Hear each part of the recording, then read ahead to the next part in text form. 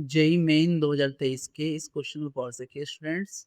85% बच्चों को ऐसा लगता है कि 3D सीरीज के एलिमेंट्स का जो फर्स्ट आइनेशन एंथैल्पी है वो ग्रुप 2 से ज़्यादा होगा। और अगर आपको भी ऐसा लगता है तो आप एनटीए की क्लासिकल ट्रैप में फंस चुके हैं। आइए हम इसे डिकोड करते हैं। क्वेश्चन कुछ इस तरीके से है, given below two statements, one is labelled as assertion, other is labeled as reason. Now assertion, the first ionization enthalpy of 3D series element is more than that of group 2 metals. Reason are in 3D series of elements successively filling of 3D orbitals take place. अब ये जो A है ना हमारा assertion, ये हमसे कह रहा है कि फर्स्ट आई जो है ना वो ज्यादा होगा ग्रुप 2 के मेटल से। तो पहले तो 3D सीरीज कौन कौन से लिख लेते हैं। तो 3D सीरीज हमारा स्टार्ट होता है scandium, titanium, vanadium, chromium, Mn, Fe, Co, Ni, Cu and Z. ठीक है, तो ये है हमारे।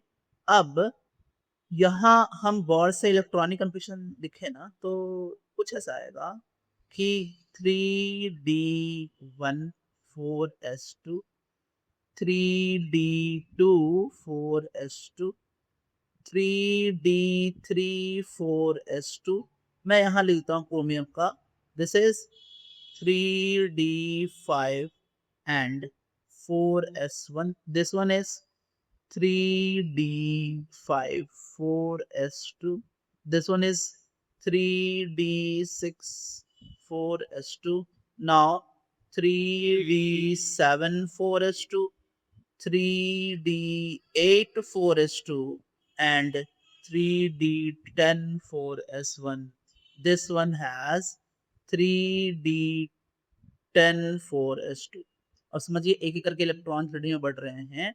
तो स्टेटमेंट जो ए है हमारा उसमें दिक्कत ये है ना कि डी का जो शील्डिंग होता है वो शील्डिंग इफेक्टिव नहीं है। और शील्डिंग इफेक्टिव नहीं होने के कारण पहले कुछ जो एलिमेंट्स है ना उनका फर्स्ट आयनेशन एंथैल्पीज ग्रुप 2 से कम होता है, रेगुलर तो है ही नहीं। और ये सारी बात क्यों है, इनइफेक्टिव शील्डिंग ऑफ डी, ये इनइफेक्टिव होता है ना। और इसी इनइफेक्टिव शील्डिंग के वजह से ये सारी बात हो रही है।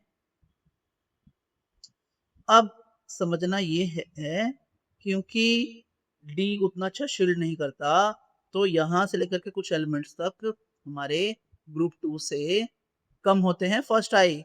तो पहला वाला तो गलत ही हो गया। हाँ, दूसरी बात जो कि इलेक्ट्रॉनिक कन्फिग्रेशन समझ में आ रही है कि इलेक्ट्रॉन डी में जा रहे हैं, तो दूसरा यानी असर्शन गलत एंड रीजन सही। So the final answer is B.